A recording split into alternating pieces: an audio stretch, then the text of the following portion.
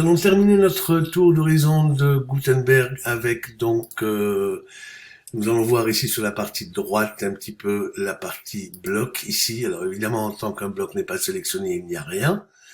Et pour ça, ce que je vous propose, on va prendre un texte que je vais copier. Je vous propose d'ajouter un nouveau texte, un nouvel article, pardon. Donc article 2, on va dire.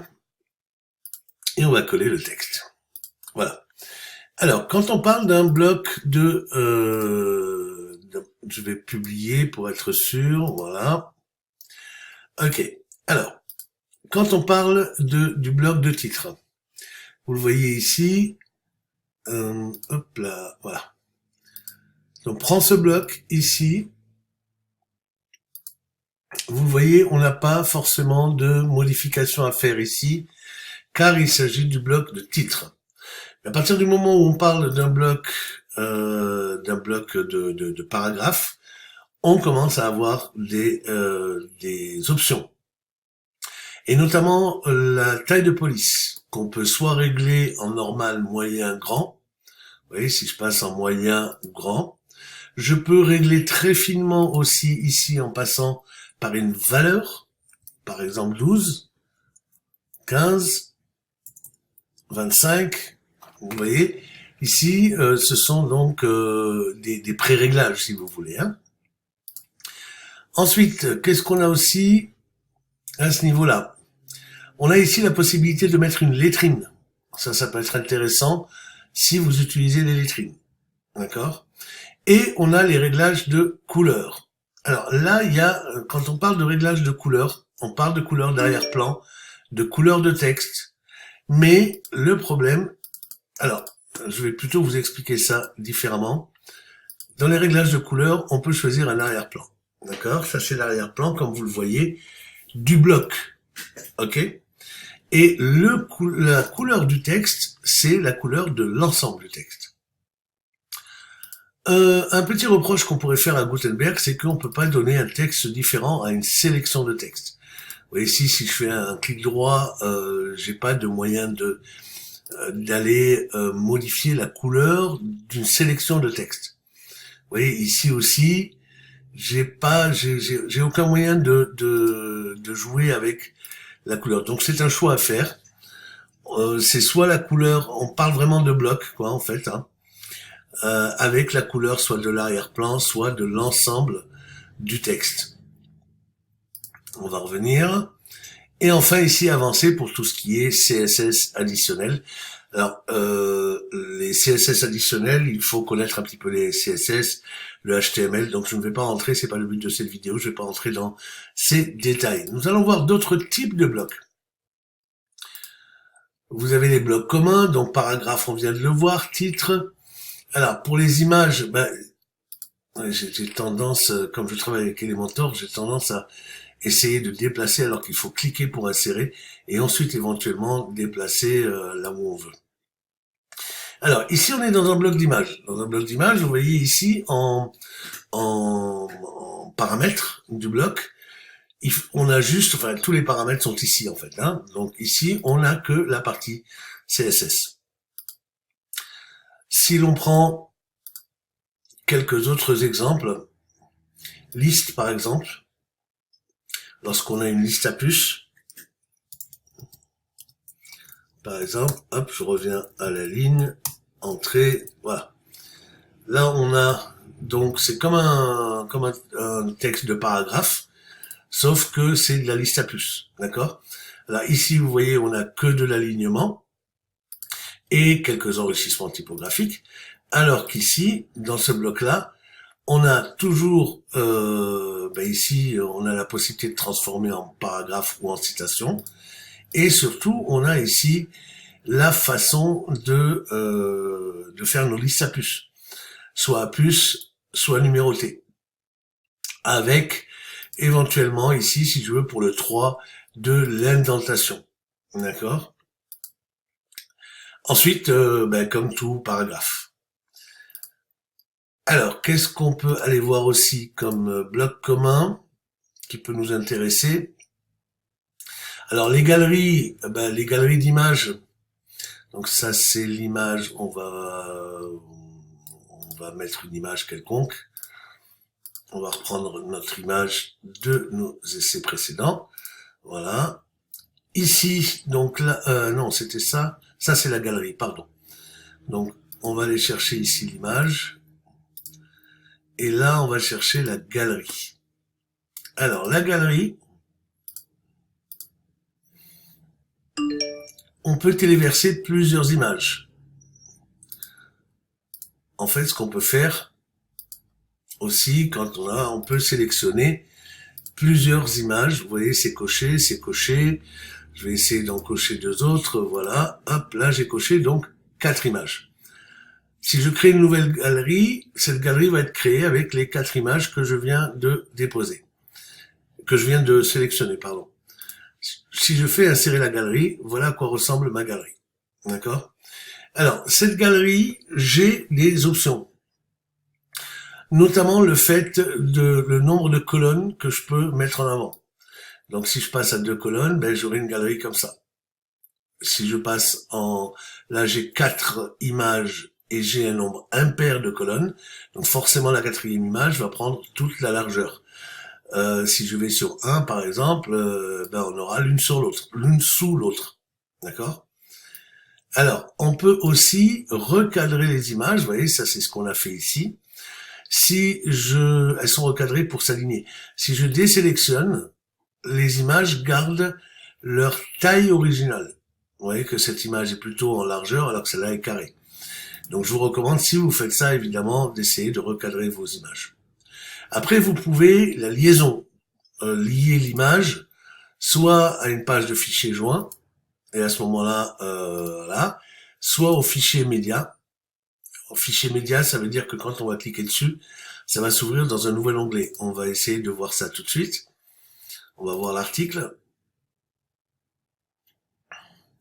Voilà, donc vous voyez que si je clique sur l'image, elle s'ouvre dans un nouvel onglet.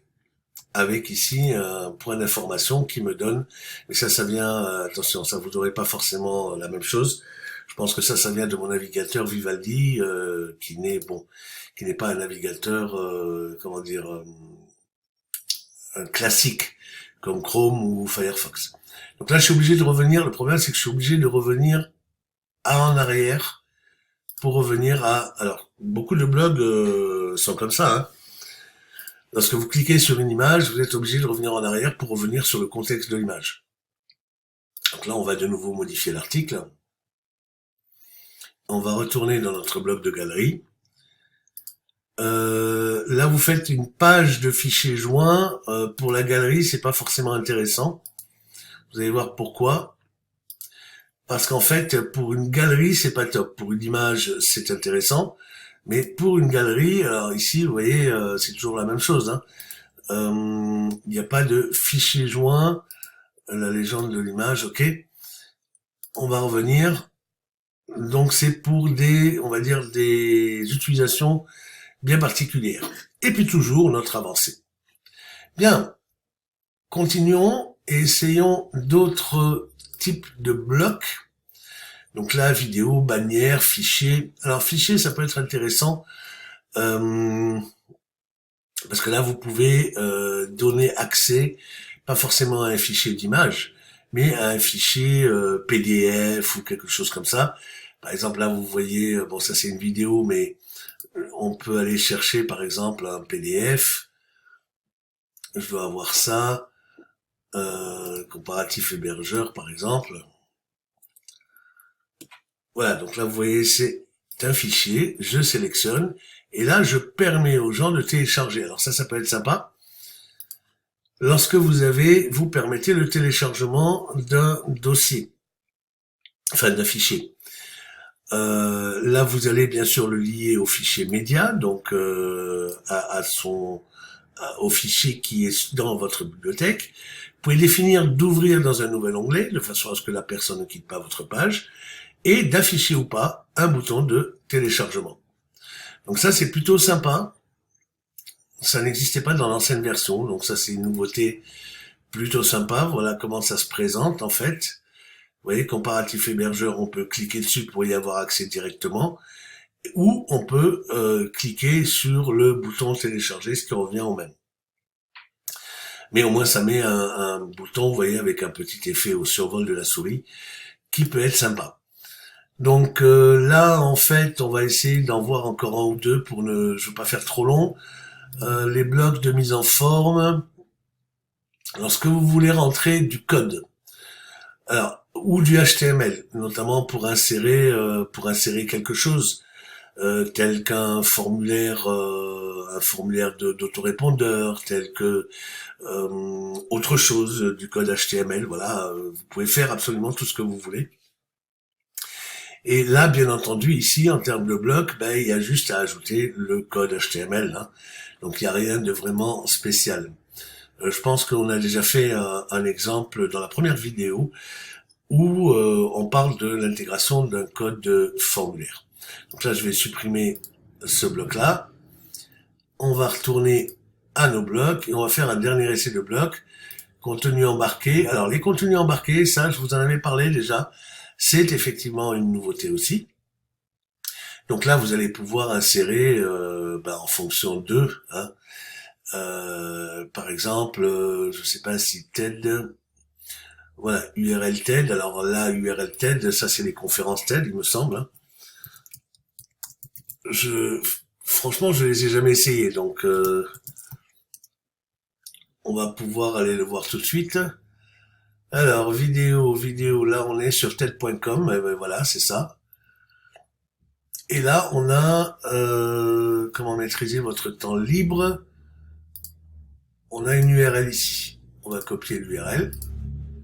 On va la mettre ici. Embarquer. Et voilà, on a tout de suite le résultat. Donc ça peut être sympa aussi.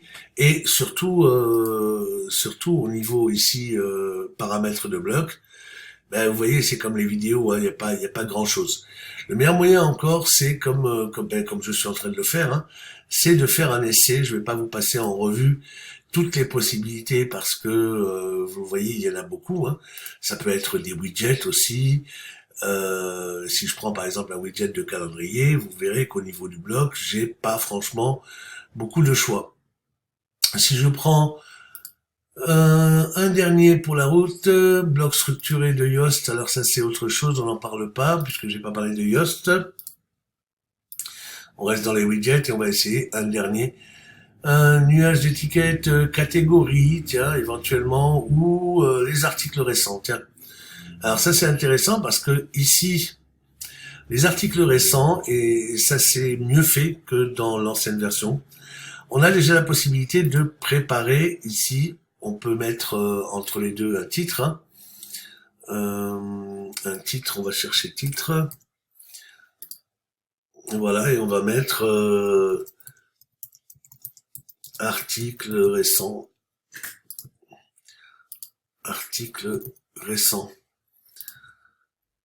et on va bien sûr mettre ça au-dessus, voilà. Alors, un des avantages, regardez, si je mets à jour et qu'on regarde cet article, on va le voir ici, voilà comment il est présenté, c'est-à-dire comme dans l'éditeur. Par contre, on peut présenter autrement. Ici, vous voyez qu'on peut le présenter, ici on le présente sous forme de liste, mais on peut aussi présenter sous forme de grille. Alors voilà à quoi ça ressemble sous forme de grille. Et là, on a des paramètres de bloc qui sont plus ou moins intéressantes. D'abord, on peut classer par les plus récents, plus anciens, ou l'inverse, ou par ordre alphabétique. On peut aller choisir des catégories, une catégorie spécifique à afficher. Par exemple, voilà, si là j'ai des catégories, je sais pas, WordPress.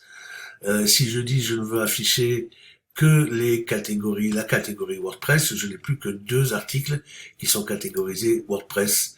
Donc là, j'aurais pu mettre dans le titre article récent sur WordPress. Nombre d'éléments, ben là vous allez pouvoir choisir le nombre d'éléments que vous mettez.